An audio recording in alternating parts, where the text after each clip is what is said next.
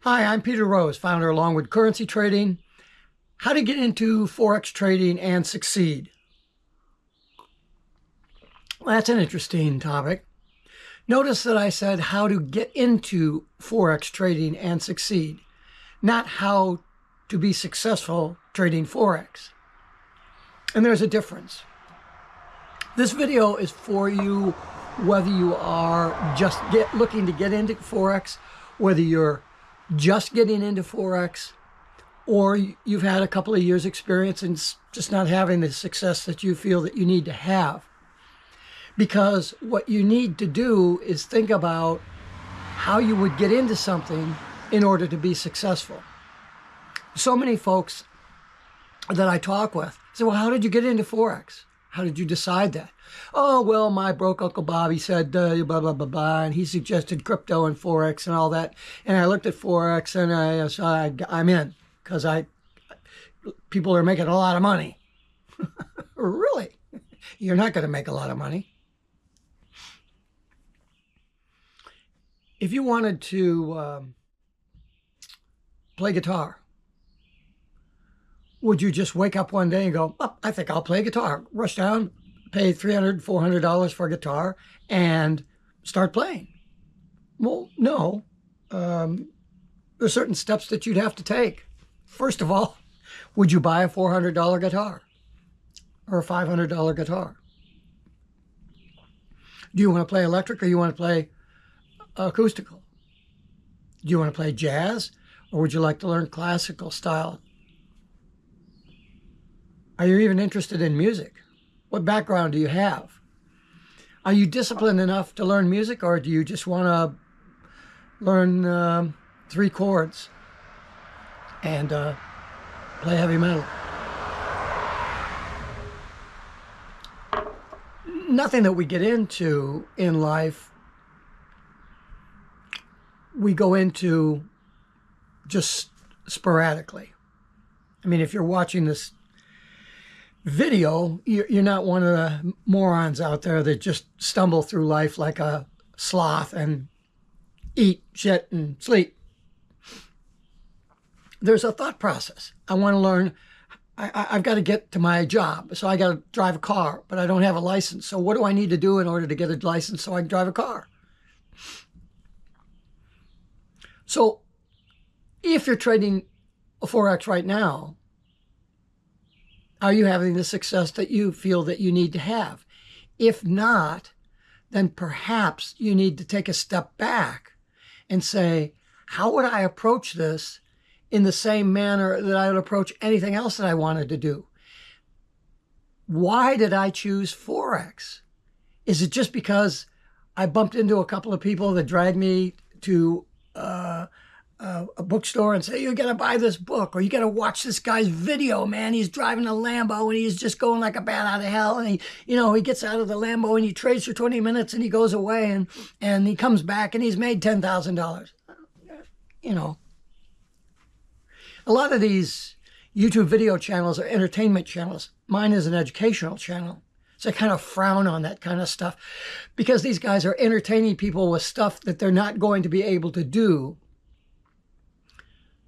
by watching a video or taking a course of theirs or whatever, because the person themselves that's doing the instruction really hasn't gone through the educational steps to learn their craft. They don't have respect for the process, only how to flash the money that they make. In my last video, I talked about the 3 elements of trading that was important to have. And one of them was reasonable. And I think that the entertainment Forex world is so filled with unreasonable expectations that the slant of someone watching that stuff and then making the decision they're going to try Forex dooms them, you, me, to failure. I think in order to be successful in trading, you can't define that success as, oh, I've made $1 million. unfortunately, that was my goal when I got in. I mean, I've got 40 years of experience in real estate. I retired over $1 million net worth. I know what that is. I'm used to making big money. I'm used to losing big money. I was a software engineer for 33 years. I mean, I've done all these things that require great forethought and all that sort of stuff. And when I got into Forex, the goal was not to trade. I've got a degree in physics, almost a minor in math. So I found out about Forex in 2007. This is 2025. And I thought, wow, this is what a great puzzle this is, And I didn't have any intention of trading it. I was doing my real estate and I was working as a software engineer, So I approached it as an academic exercise because I was interested in the theory behind the Forex market. I wrote computer simulation code. I was in heavy. I read 100 books. I wrote notes down that later became several courses, and I've distilled all that down, and I now have one course, my fast track course, for people who have been trading Forex, who aren't having the success that they need to have. And here's a fast track to get your shit together into an organized fashion, written by me, an educator who's been teaching martial arts for well over 50 years. And I have students that have remained with me for 30, 40, 50 years. In fact, and when I did yesterday, the last video, I was heading out to have lunch with a student that's been with me for 45 years. I finally got to the point where I thought, well, I'll give this trading a try. But because I had a lot of money, I could go into the market with a lot of money. And so therefore, instead of setting a goal, well, I'm going to try to make $20,000, I said, I'm going to try to make $1 million. I made $1 million in real estate. Why can't I make $1 million in Forex? Well, I think you can make $1 million in Forex, and I don't think you need six figures to start to do that. However, I don't think that you can set that as an end goal, an immediate end goal. Oh, I'm going to do this, that, and the other thing, and in 4 years I'm going to have $1 million. Because Forex is a little different than the real estate market. It's a little different than if you were flipping cars or starting a business or whatever. Each activity and each financial product that we have an opportunity to trade has a little different characteristic to it. And I didn't take the time to study that because I was, like you, I'm watching all these videos and I expected that the information that they were conveying was the correct information because that's how I learned to make $1 million in real estate. The people that I went to for advice said, if you do this and this and this, I think that'll solve your problem. And guess what? It solved the problem. And I was successful. No one shits you in real estate. But as I found out through a substantial loss when I started trading, I had bad education. Because the stuff that I was being taught, that I was building my trading plan around and my rules was invalid because it was based on invalid conclusions from the education. And all the education out there is how much money they make, but not, this is how well I could teach you to do that. This is my experience in teaching. How much experience can you have if you've made $5 million and you're 24 years old or 25 years old? I'm sorry, if 25 years old, do you think that you could invest in real estate and make $1 million in 6 months or 2 years? And if you look at all the people that did that, they blew their accounts 4, 5, 6, 8 times. Not little accounts. So they start out blowing little accounts, but eventually they start making money and then they blow big accounts, $30,000 accounts, $50,000 accounts, constantly. And they're working hard, they're single focused on what they're doing. God love them for that. They've got persistence. And if you keep at it and you lose and lose and lose and lose and lose, you eventually either determine that you don't know what you're doing and you're not going to do it anymore. Because as Einstein said, to continue to do the same thing with failure is the definition of insanity. But if you're learning something new each time you lose, then pretty soon you figure out all the things you shouldn't be doing, and boom, then you know what to do. That's what Jesse Livermore said, right? If you've read that book, Reminiscences of a Stock Operator. The only way to get successful in karate is karate. Geez, well, it was karate too for me, but in financial trading was to learn from your mistakes. And when you've learned what not to do, you learn what to do. And then you become successful. So everything I've said here is about process. So how to get into Forex trading and to succeed is based on the process that you use in order to learn about it. In order to get into Forex, you need to have a process in place that brings you to the Forex market in a different manner than you saw some fool driving his Lambo with his ball cap on backwards, and he just made $8,000 that morning, and now he's off to the gym to pump up. That's not sufficient reason for you to do it. Is it simple to trade Forex? It is. It's very simple. Most of these people make it very difficult because they went through a very difficult process, cumulatively making mistakes with no guidelines as to what to do. And they made it. Again, it's like the example I give all the time. Just because somebody runs through a minefield and gets to the other side doesn't mean he can turn around and tell everybody, hey, I know how to get through this minefield. Come on and follow me. Because he doesn't. And that's effectively what's happening, unfortunately, in the Forex market. I'm not disparaging the guys that ran through the minefield and made it and not know how they got through it. It doesn't matter how they got through it. It doesn't matter because they got through it and they're not going to ever have to go back. Because once you learn what to do, you're not going to quit that. And you see what these people are unable to do with that knowledge. But are you willing to pay that same cost? If you are, you don't need them. All you need to do is lose 8, 9, 10 times. And not lose $2,000 accounts, but you have to put a substantial amount of money in there. And because it's got to hurt. It's got to get to the point where you can't afford to lose another time.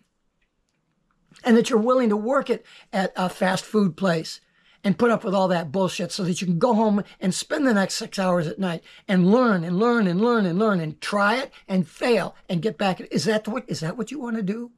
Is that how you get into Forex trading? That's not necessary. So what do? You learn from a teacher who is successful or knows what they're doing and can present it to you. But how do you know the manner in which they learned it wasn't this trial and error bullshit, which doesn't give them the ability to go back and teach you how to get through that minefield because it's too complex. If you're not a chef and you don't have a process and you're trying to fix food on your own, and I'm not a chef, but I love to cook. But does this meal go with tarragon or sage or rosemary? So you try it with tarragon, and then you try it with sage, and then you try it with rosemary. You like the sage the best. So now you say, okay, I like this with sage. Would basil go good as another compliment? Okay, well, since I'm going to try basil, I'm also going to put a little pepper in there and some Worcestershire sauce. Well, now you're adding all this complexity in there, and then you're taking the Worcestershire out, or you're doing a tablespoon, and then you do a half a tablespoon, and three leaves of basil. Do you see you're involved in a mosh pit of confusion? When you finally get a recipe that you really like, how are you going to be able to go back and say this is 1 tablespoon of basil, 2 tablespoons of tarragon? How are you going to be able to do that? Even though you write that down all the way through, how are you going to go through that massive matrix to say, oh, okay, I can now go back through my notes and this is how I got there.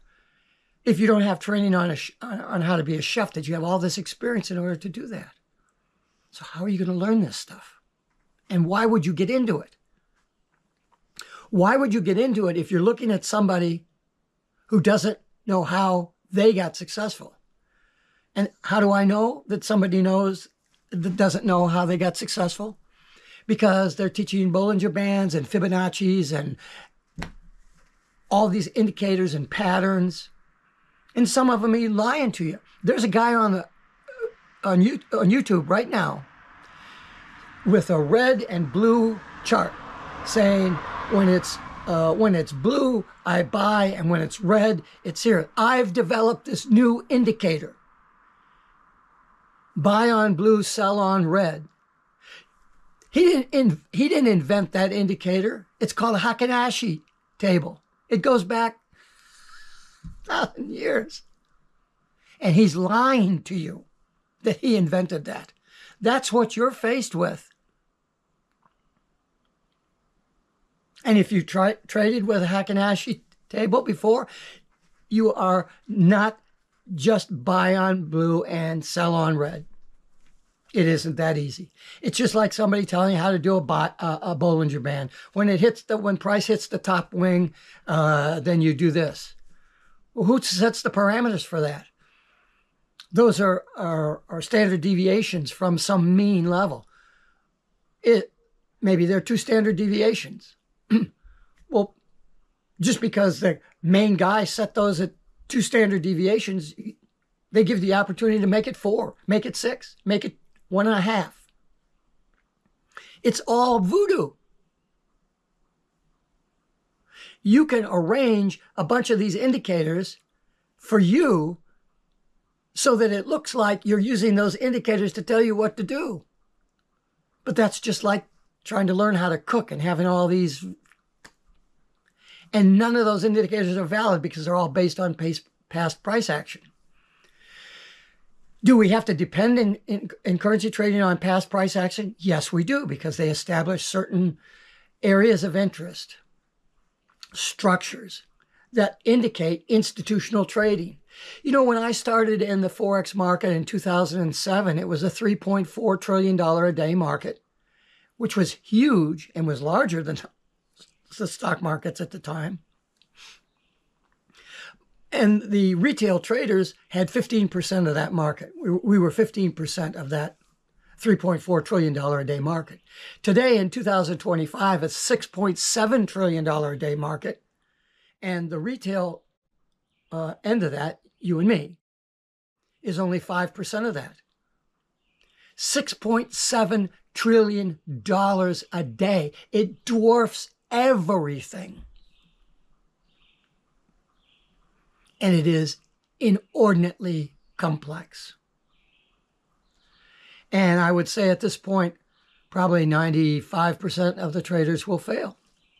It used to be 90%, but I think that percentage is higher because the education out there is so bad. And people are just going into it with these little accounts, $500 accounts, and they lose that. And they come back, and they put another 500 in, and they lose that. They put a couple of thousand in, they lose that.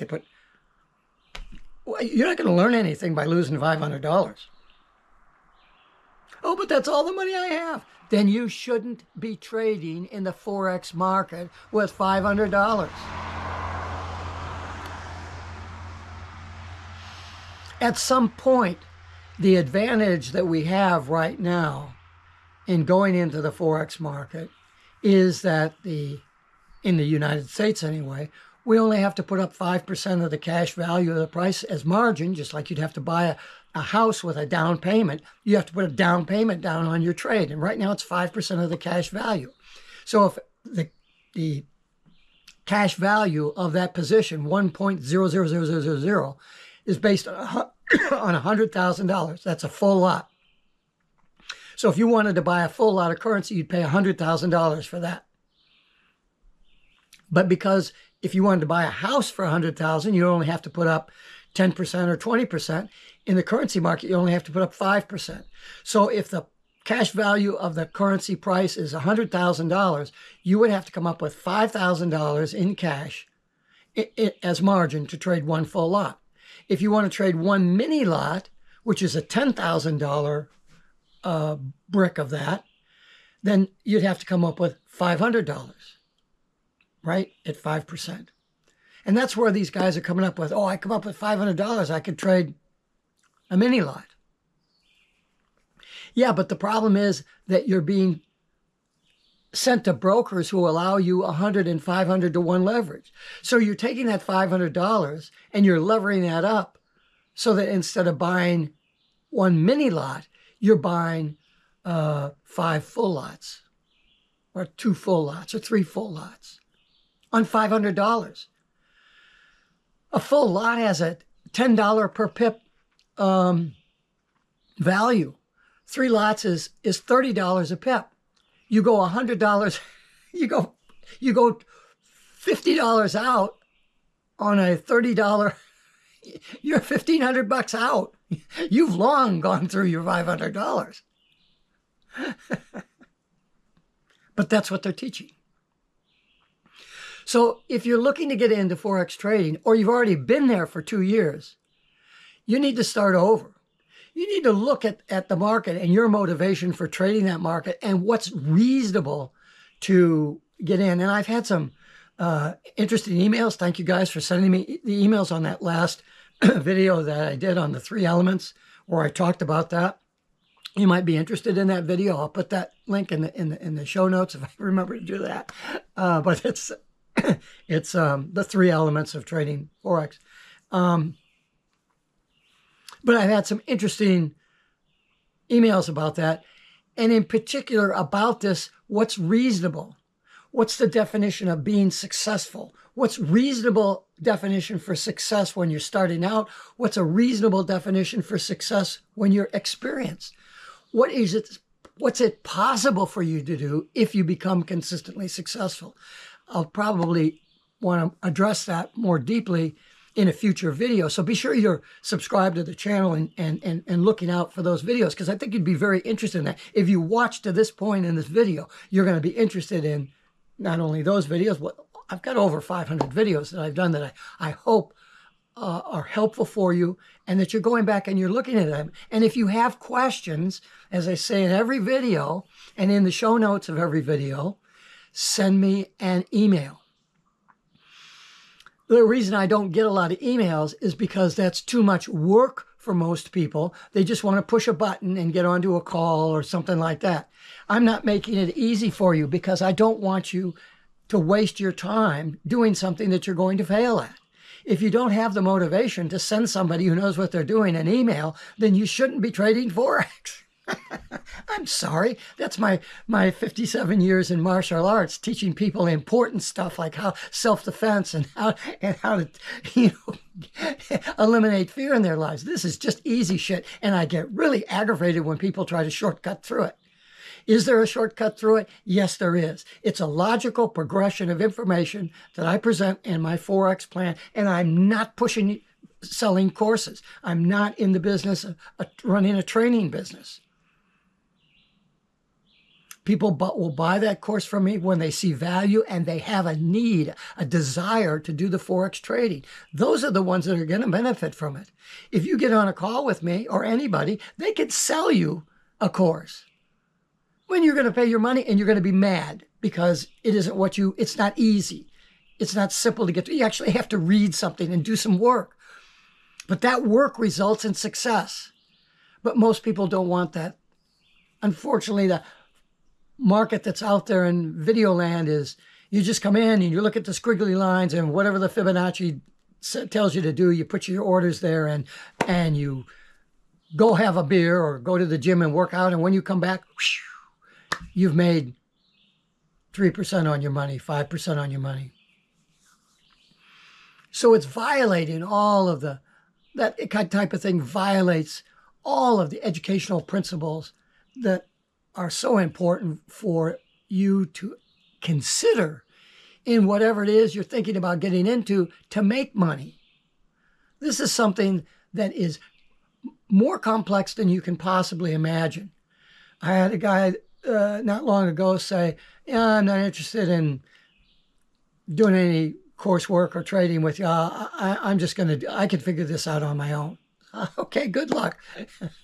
I had a degree in physics, almost a minor in math, 40 years in real estate, 33 years as a software engineer, martial arts background, discipline, and I lost $40,000 in my first large account that I opened up. But I was smart enough and educated enough at that time to step back from that and say, something's wrong here. And there was. I had been taught to solve the wrong problem. I had been taught the wrong tools. In fact, the tools that I was being shown were being shown to me by people who didn't understand how they learned what they know how to do. I threw it all out. In 15 minutes, I wrote out the life cycle of a currency position with the 3 rules of entry analysis, position management, and exit methodology, which are sequential rules that are comprised of sequential conditions that make up the rule. It couldn't be any simpler. And yet you have all this complexity in the world, and people don't understand how to present that because it takes too much time, and they're afraid of losing sales because they want to sell their course for $500. If I sell $1,500 courses, you make a shithouse full of money. You don't have to learn how to trade. I'm not interested in selling hundreds of courses because I don't have the time. I don't want to take the time. I'm retired. I invest my time with you as a student to show you how to get into this, how to work your way through and get rid of all of this information that's out there that's unnecessary. Here are the nodes of information that you need to get started. This is all you need to know, not 400 terms, 7 terms. And this is how you apply those 7 terms and how you can expand those into 2 or 3 subterms. It's very, very simple. And because it's simple, it becomes easy to learn. Is it easy to trade? No, it's not easy to trade, but it is simple. And with the goal out there that you should at least be able to significantly impact the replacement of your job income, if not eventually replace it by trading something that's so simple that you owe it to yourself to investigate this stuff from the base level where it would make sense to you as to whether this particular investment vehicle, Forex, is suited for your personality, your ability, and the amount of money that you have in order to get started. And if you have $500 and you think that's going to do it for you and you're going to be able to learn how to do this, you're not going to be able to do that because you can lose the $500 and you can replace that very easily no matter how broke you are. You need to get to a point where the amount of money that you lose is a planet killer and would significantly impact your lifestyle. When you've got that at risk, you're going to pay attention. When I start somebody out, you start out with a $1,000 bank. So don't call me looking for a course that's going to allow you to come in with a couple of $100. It's $1,000, which isn't a lot of money. 99% of the people, it's easy to replace that $1,000 if you lose it. But you're not going to lose it. Oh, I figure you're going to lose 20 or 30% of it in learning. That's why it's only $1,000 trading a mini account. So you lose $200 or $300, and then you make 20 or 30% of your account, which is $200 or $300. And then you make 10%. Oh, then you lose 20%. And then you make 20%. That's just the way it goes. But you do it on a $1,000 account with a plan. And it isn't that the plan is bad and you don't know how to do it. It's that you're making bad choices because that's how your life was trained, just to stumble your way through. And it's the discipline of the course and my personal interaction with you that enables you to get to a point where you're being successful, to be able to look back at when you weren't successful and say, don't do that. I told you not to do that in the beginning, but you did it anyway. So now you know. You not only know what you did wrong, but you know why you did that. And that's the key to solving any problem. You got to know what it is, how to deal with it, and you need to know when. And that's the crux of a good educational process. I'm sorry, I have a good educational process. If you'd like to learn more about it, send me an email, and I'd be happy to discuss it with you with no pressure to buy anything, because I have nothing to sell you. I'd like, if I can help you out, if I can get you on the right path by solving one or two of the specific problems that you have, maybe that's all you need at no charge. Oh, you're having this problem? Do this. Take a look at it and do that. Off you go, and you're successful. Maybe that's all you need. And I'm happy to do that. But if you need more than that, well, and you're not interested in talking about the course, I'm not going to jam it up to you. I'm not even going to bring it up. I'm going to bring it up from the context of these are the steps that you would need to go through in order to learn to be successful. Now, you can go out and learn how to do that on your own, as I did. Or like that guy says, I'm not going to take a course from you. I'm going to try to do it on my own. Well, I can tell you what kind of background you're going to need in order to be able to do that on your own. So whatever I can do to help you out. And if you decide that you want to take a course, great. Have you got 6 weeks? And the money to invest in yourself so that you can feel at the end of the day, each trading day, I've taken one more step to successfully impacting the amount of money that I'm making in a job. I'm successfully impacting at replacing that. I'm creeping up on that.